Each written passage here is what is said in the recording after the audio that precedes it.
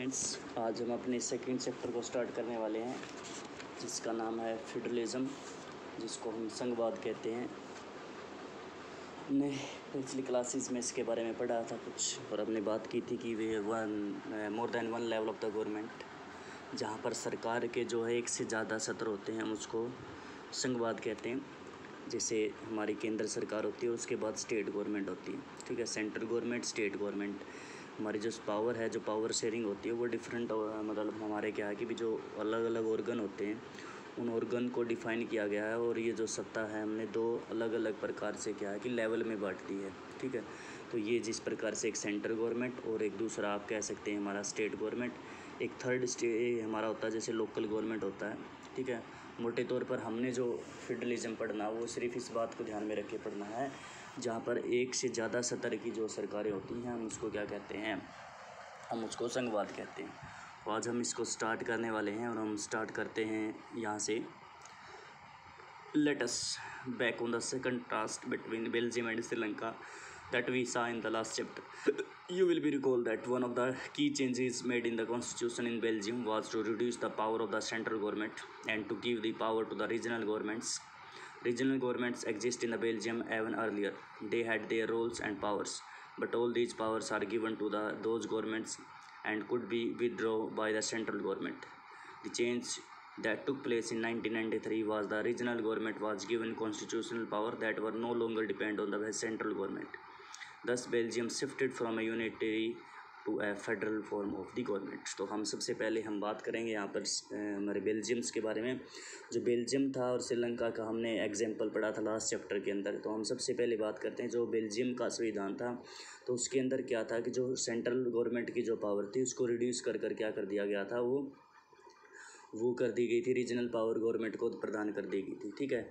अब एक समस्या क्या थी कि रीजनल गवर्नमेंट वहाँ पर पहले भी थी बेल्जियम्स के अंदर, लेकिन वो जो गवर्नमेंट थी वो हमारी सेंट्रल गवर्नमेंट के अंडर काम करती थी। जो निर्णय था वो सेंट्रल गवर्नमेंट के अनुसार ही चला जाता था। लेकिन जो 1993 का समय रहा तो उसके अंदर जो बदलाव हुए हैं उसके तहत क्या है, अब जो पावर सेंट्रल गवर्नमेंट के पास थी तो उसको क्या है, अब लोकल हमारी जो है उस जो गवर्नमेंट की बात है उसको शिफ्ट कर दिया गया था आपकी। तो मतलब क्या है कि अब सारे निर्णय हैं वो के लिए सेंट्रल गवर्नमेंट नहीं ले सकती थी, वो स्टेट गवर्नमेंट की तरफ कर दिए गए थे। और एक लोकल गवर्नमेंट की तरफ भी क्या है, कम्युनिटी जो गवर्नमेंट थी उसके अंदर उन्होंने इसको शिफ्ट कर दिया था अभी। इस प्रकार से जहाँ पर हम बात करते हैं कि जो वहाँ की जो गवर्नमेंट थी वहाँ पर सिर्फ एक मतलब एक ही प्रकार का जो ग्रुप था, एक ही सरकार थी जिसमें हम कहते हैं सेंट्रल गवर्नमेंट थी। अब वो शिफ्ट हो गई थी हमारे कहाँ पर, फेडरल सिस्टम के अंदर, जिसको हम क्या कहते हैं, संघवाद की संज्ञा देते हैं भाई। Sri continues to be for all practicals propose a unitary system where the national governments has all the powers. Tamil leaders want Sri Lanka to become a federal system. जबकि हमने दूसरा जो एग्जाम्पल पढ़ा था जो श्रीलंका का, तो वहाँ पर आपको इस प्रकार की कोई विशेषता नहीं देखने को मिली। वहाँ पर यूनिटेरी एकात्मक जिसको शासन व्यवस्था कहा जाता है, तो एकात्मक शासन व्यवस्था थी वहाँ पर, जिसमें जो राष्ट्रीय सरकार थी उसके पास जो निर्णय लेने की पावर होती थी। हालांकि जो तमिल लीडर्स थे वो लगातार डिमांड कर रहे थे कि भी जो श्रीलंका को भी एक फेडरल जो है गवर्नमेंट घोषित कर दिया जाए, एक संघीय जो है देश घोषित कर दिया जाए भाई। Federalism is a system of government in which the power is divided between a central authority and the various constituent units of the country. Usually a federation has two levels of the governments. One is the government of the entire country that is usually responsible for the few subjects of the common national interest. The other are the governments at the local provinces or state that look after much of the day-to-day administration of the states. हमने जो बात की है कि federalism का क्या है, एक इस प्रकार की शासन व्यवस्था होती है जिसमें जो सरकार होती है उसकी जो पावर होती है उसको डिवाइड कर दिया गया जाता है, ठीक है। उसकी जो सेंट्रल अथॉरिटी होती है, या फिर हम बात करते हैं सेंट्रल गवर्नमेंट के बाद, और उसके बाद जो है नीचे की ओर जो कार्य करने वाली जो यूनिट्स होती हैं, जो सरकारें होती हैं, उनको डिफाइन कर दिया जाता है अलग अलग से, ठीक है। हालांकि इसमें हम मोटे तौर पर क्या इसको दो हम इसके अंदर लेवल मानते हैं, जिसमें से कि एक तो पूरे देश के लिए एक कंट्री के लिए क्या है कि मतलब पूरे देश के लिए एक सरकार होगी जिसको हम सेंट्रल गवर्नमेंट का नाम दे देते हैं। लेकिन वो क्या है, कुछ सब्जेक्ट होंगे, निश्चित सब्जेक्ट होंगे कि उनके ऊपर ही वो निर्णय लेगी। जैसे भी इंटरनेशनल अफेयर्स है, फॉरेन अफेयर्स के नाम से आप जान सकते हैं। जिसे हमने आपसे पहले पिछली एक बार 8th क्लास में मैंने आपको बताया था कि एक यूनियन लिस्ट होती है, एक स्टेट लिस्ट होती है और एक कॉन्करेंट लिस्ट होती है, ठीक है। वो हम थोड़ा सा आगे पढ़ेंगे इसके बारे में।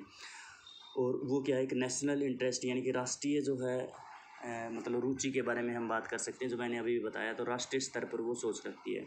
जो दूसरी गवर्नमेंट होती है जिसके अंदर क्या हम प्रोविंशियल कहते हैं उसको, वो एक स्थानीय गवर्नमेंट का नाम रख सकते हैं। उसको क्या है कि जो एक राज्य होता है उस राज्य के अंदर जो है हर रोज़ होने वाली जो प्रशासनिक गतिविधियों के ऊपर वो क्या है नज़र लगाए रखती है भाई।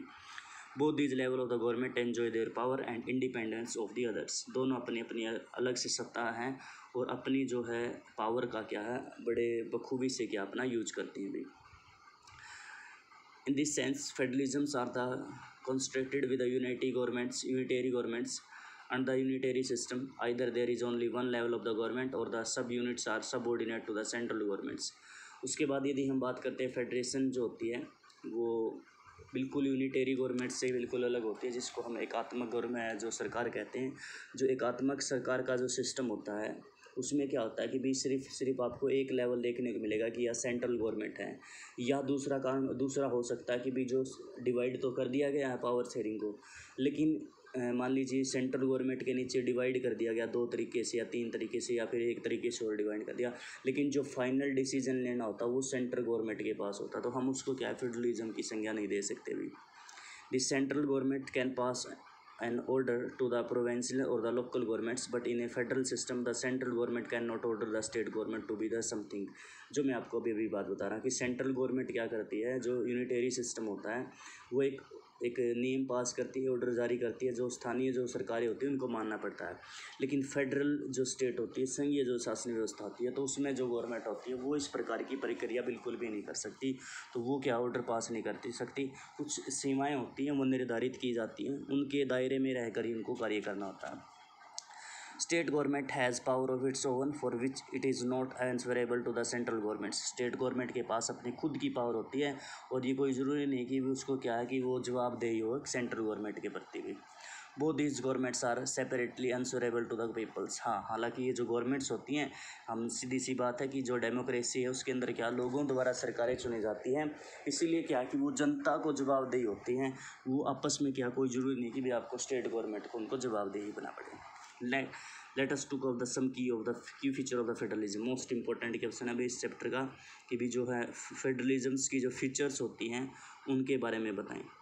देर आर 2 और मोर लेवल ऑफ द गवर्नमेंट्स और द टीयर्स। ठीक है, इसके बारे में हम पहले ही बता चुके हैं आपको कि भी जो है इसकी सबसे पहली विशेषता ये रहती है कि यहाँ इसमें 2 या 2 से अधिक जो है लेवल होते हैं गवर्नमेंट के, या फिर टीयर आप उनको कह सकते हैं, जैसे सेंट्रल गवर्नमेंट, स्टेट गवर्नमेंट 2, और कहीं पर आपको क्या है कि भी लोकल स्तर की कम्युनिटी, जैसे हमने बेल्जियम का एग्जांपल पढ़ा था, ये अलग अलग देश में इनको अलग अलग तरीके से काउंट किया जाता है। Second, different tiers of the governments govern the same citizens, but each tier has its own jurisdictions in the specific matter of the legislative, taxation and the administration। अब जो अलग अलग से जो टीयर बताए गए हैं गवर्नमेंट के, जो बनाए गए हैं, वो एक सिटीजन्स को गवर्न करते हैं। ठीक है, और क्या करते हैं कि भी जो एक दायरा निर्धारित किया गया है कि भी उस दायरे से बाहर नहीं जा सकते, चाहे तो उनको क्या है कि भी उनकी जो विधायिका की बात कर लें, या फिर उनको टैक्स वगैरह कलेक्ट करने की बात की गई है, या प्रशासन के लिए जो गतिविधियां हैं, प्रशासनिक जो कार्य किए जाते हैं उनके लिए सीमा निर्धारित की जाती है। अब कोई भी एक कंट्री है, मान लीजिए हम इस देश की बात कर लेते हैं, भारत है। अब भारत के अंदर हम रहते हैं हरियाणा के अंदर, मान लीजिए मैं ही रहता हूँ यहाँ पर, मैं अनवर हूँ, मैं अनवर यहाँ पर हम हरियाणा में रहता हूँ। तो यहाँ पर जो स्टेट गवर्नमेंट है मुझे गवर्न कर रही है, ठीक है, लेकिन न भूले मैं एक देश, हमारे इंडिया का भी देश का नागरिक भी हूँ, तो वो इंडिया जो देश है वो भी मुझे गवर्न कर रहा है। यानी कि एक ही सेम सिटीजन्स को क्या है कि भी ये जो डिफरेंट टीयर्स होते हैं वो हमारे गवर्न करते हैं। हम जैसे हम एक तीसरे टीयर पे और चले जाते हैं, जैसे लोकल पे चले जाते हैं, तो लोकल गवर्नमेंट भी मुझे क्या कर रही है, वो आसपास के क्षेत्र में क्या कर रही है, मुझे मतलब क्या गवर्न कर रही है। तो वो डिफ़ाइन किया गया कि कब कौन सा एरिया वो सेंट्रल गवर्नमेंट मतलब गवर्न करेगी मुझे, और कौन सी गवर्नमेंट क्या है मुझे कब मतलब क्या स्टेट गवर्नमेंट गवर्न कब करेगी।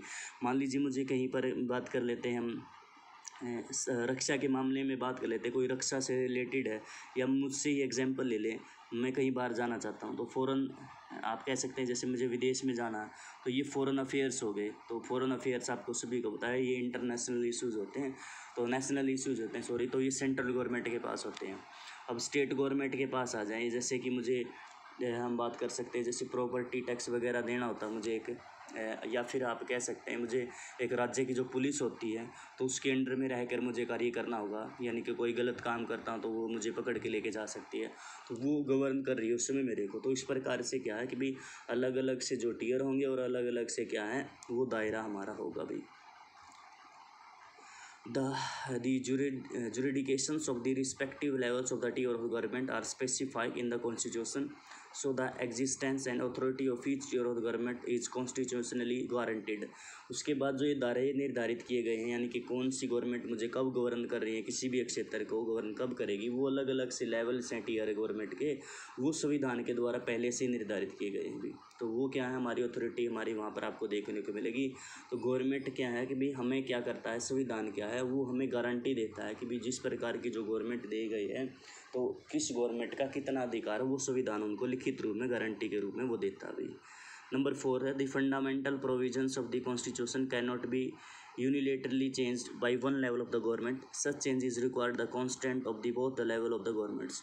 उसके बाद कुछ जो है मूलभूत जो है एक नियम होते हैं क्या है, तो ये जो मूलभूत नियम होते हैं संविधान के अंदर उसको क्या है कि भाई कोई एक तरफा लेवल होती है गवर्नमेंट उसको वो चेंज नहीं कर सकती। जैसे हम बात कर लेते हैं ऊपर सेंट्रल गवर्नमेंट होती है, तो सेंट्रल गवर्नमेंट किसी एक विशेष मुद्दे के ऊपर क्या है उनको चेंज नहीं कर सकती। उसके लिए क्या करना पड़ेगा कि भाई उनको जो है हमारा स्टेट गवर्नमेंट है उनसे भी उनको बात करनी पड़ेगी। अगर वो दोनों मिलते हैं, अगर वो उसके बाद ऊपर बात रखते हैं कि भाई ये सहमत होते हैं तो उसके अंदर वो चेंज किया जा सकता है, ठीक है। नेक्स्ट है the court have the power to interpret the constitution and the power of the different level of the governments. तो कोर्ट क्या करती हैं, कोर्ट एक्सप्लेन करेंगी आपको कि भी जो संविधान है उसके अंदर जो पावर दी गई है अलग अलग लेवल्स को गवर्नमेंट को, तो उसको डिफाइन करने का कार्य किसको होता है, वो हमारी कोर्ट्स को होता है भाई। The highest court act as an umpire if disputes arise between the different levels of the government in the exercise of their respective powers। उसके बाद यदि हमने बात की थी कि भी जो कोर्ट्स होता है हमारा हाईएस्ट कोर्ट कौन सा होता है वो हमारा एक अंपायर की तरह कार्य करता है। यदि हम अपने देश के थ्रू हम एग्जांपल लें कि सुप्रीम कोर्ट है हमारा, तो वो सबसे फाइनल अथॉरिटी हमारी रहेगी। जो निर्णय सुप्रीम कोर्ट द्वारा सुना जाएगा तो वो क्या हमारी हाई कोर्ट या फिर हमारे क्या सबॉर्डिनेट जो कोर्ट्स सबॉर्डिनेट कोर्ट्स होते हैं, यानी कि जो हमारी डिस्ट्रिक्ट कोर्ट की हम बात कर सकते हैं वो होते हैं, तो उनको वो मानना ही पड़ेगा भाई। और एक अंपायर की तरह हम कह सकते हैं कि जो निर्णय उन्होंने लिया तो वो अंतिम और मान्य होता भाई। नंबर 6 है sources of revenue for each level of the governments are clearly specified to the ensure its financial autonomy. उसके बाद जो है हम इसको कहेंगे वित्तीय स्वायत्ता बोला जाएगा, फाइनेंशियली ऑटोनॉमी इसका हिंदी शब्द रहेगा। यानी कि आपके पास पैसा कहाँ से आएगा, वित्तीय जो विभाग है आपका वो कहाँ से आपको होगा, उसके लिए क्या सोर्स ऑफ रेवेन्यू डिफाइन किया गया है आपका अलग से सरकार ने, सॉरी हमारे संविधान के अंदर। तो ये बात रखी गई है जैसे टैक्स कौन कहाँ से, सेंट्रल गवर्नमेंट टैक्स कहाँ से कलेक्ट करेगी और स्टेट गवर्नमेंट का टैक्स आपका कहाँ से लगेगा, तो वो भी आपका पहले से ही डिफाइन किया गया है भाई। उसके बाद है फाइनल जो कैरेक्टरिस्टिक्स है इसकी फीचर्स की यदि हम बात करते हैं तो वो ये है the federal system thus has the dual objective to safeguard the and promote unity of the country while at the same time this accommodate regional diversities. उसके बाद क्या है कि भी ये दो प्रकार से जो फेडरल सिस्टम जितने भी हमने विशेषताओं की बात की ये दो प्रकार के ऑब्जेक्टिव्स को पूरा करता है। सबसे पहले जो हमारी जो यूनिटी होती है देश की उसको बरकरार रखता है, क्योंकि हमने बात की अलग अलग देश के अंदर हमारे जो हिस्सों के अंदर रहने वाले जो लोग होते हैं तो सबको क्या इसके अंदर पावर शेयरिंग के अंदर हिस्सा दिया जाता है। तो वहाँ पर क्या अलग अलग लेवल्स में हमने सरकार को बांट दिया गया। तो इसलिए क्या कि एक तो क्या है कि हमारी यूनिटी को बरकरार रखते हुए कि भी सारा का सारा देश क्या बंधा हुआ है एक धागे के अंदर। जबकि दूसरी जगह क्या है कि भी ये जो लोकल एरिया होते हैं जैसे कि हमारा अलग अलग से राज्य हो गए, तो राज्यों के अंदर भी और अलग से क्षेत्रीय हमारा जो एरिया होता है तो वहाँ की डाइवर्सिटी भी क्या है हमें क्या करनी होती है, वो भी हमारी बची की बची रह जाती है भाई। तो इस प्रकार से हमारी अलग अलग से कैरेक्टरिस्टिक्स आपने याद रखनी है भाई। Therefore, two aspects are crucial for the institution and the practice of the federalisms. Government at the different levels should agree to some rules of the power sharing. They should also trust that each would abide by its part of the agreements. An ideal federal system has both aspects, mutual trust and agreement to live together. उसके बाद यदि हम बात करते हैं आगे की तरफ इस जो हमने बात की है ये जो करैक्टरिस्टिक्स पढ़ी हैं तो यदि हम इनको अच्छे प्रकार से हमें इस फेडरलिज्म सिस्टम को मतलब चलाना, तो हमारे जो इंस्टीट्यूशंस हैं, जो गवर्नमेंट सेटअप्स करती है, तो वो हमारे लिए चलना बहुत ही ज़रूरी है, उनका कार्य करना बहुत ही ज़रूरी है अच्छी प्रकार से। और जो है अलग अलग स्तर की जो सरकारें होती हैं, तो उनको जो है एग्रीमेंट्स जो है तैयार किए गए हैं, जैसे पावर शेयरिंग को लेकर जो नियम बनाए गए हैं संविधान के द्वारा, तो उनको मानना पड़ेगा, तभी जाकर ये जो फेडरलिज्म है उसको अच्छी प्रकार से आप क्या है चला सकते हैं, वरना पॉसिबिलिटी बहुत ही कम हो जाती है भाई। और उनको क्या करना पड़ेगा, वो एक दूसरे के ऊपर उनको क्या करना पड़ेगा, विश्वास करना पड़ेगा, और जो है आपस में जो एग्रीमेंट तैयार किए गए भी। इसी वजह से इसके जो बहुत एस्पेक्ट आपको देखने को मिलेंगे कि इसका म्यूचुअल ट्रस्ट भी है, और हमारे एग्रीमेंट टू लिव टुगेदर, और हमारे लिए क्या है भी इकट्ठा होकर रहने का भी बात ये हमारे लिए फेडरलिज्म करता है भाई। The exact balance of the power between the central and the state government varies from one federation to another. यदि हम बात करें ये जो फेडरलिज्म होता है, तो ये हम जब पावर की बात करते हैं सेंट्रल की और स्टेट गवर्नमेंट की, ये तो वहाँ का एरिया की डिफ़ाइन करेगा कि वहाँ का इतिहास वगैरह की बात करेंगे तो वो अलग अलग क्षेत्र में आपको अलग अलग देखने को मिलेगी। This balance depend mainly on the historical context in which the federation was form. तो ये डिफ़ाइन करता है कि भी वो देश या फिर जो इतिहास है वहाँ का कैसा रहा है, तो वहाँ पर किस प्रकार का फेडरलिज्म आपको देखने को मिलेगा। There are two kinds of the routes through which the federation have been formed. तो इसके दो तरीके हो सकते हैं, जिसमें क्या है कोई भी ये जो संघ है, ये जो संघवाद बना हुआ है, तो उसके दो तरीके हैं। तो हम सबसे पहले पढ़ते हैं the first routes involves independent states coming together on their own to form a bigger units so that by pooling sovereignty and retain identity they can increase their security. उसके बाद क्या है, स्टेट्स होती हैं, जो स्वतंत्र देश होते हैं, वो क्या एक दूसरे के पास आते हैं, अपनी खुद की एक अलग से बड़ी यूनिट बनाते हैं। अब छोटे छोटे देश हैं मान लीजिए, अब ये क्या करते हैं, इकट्ठे आते हैं, एक बड़ी यूनिटी बन गई अब ये, तो उसके बाद क्या है अपनी संप्रभुता और अपनी जो है आइडेंटिटी को क्या बचाए रखते हैं ये, और इस अपनी जो है इस आइडेंटिटी को और अपनी जो संप्रभुता को कहते हैं कि वो क्या कर सकते हैं, उसको सुरक्षित कर सकते हैं। इस टाइप के जो है this type coming together federation include the USA, Switzerland और ऑस्ट्रेलिया। तो इस प्रकार का एग्जाम्पल है, इसको कमिंग टुगेदर फेडरेशन के नाम से जाना जाता है। जैसे मैं यूएसए का एग्जाम्पल ले लें, बिल्कुल यूएसए में इस प्रकार से 50 स्टेट्स को डिफाइन किया गया अलग अलग से तरीके से, बिल्कुल 90 डिग्री के एंगल पर।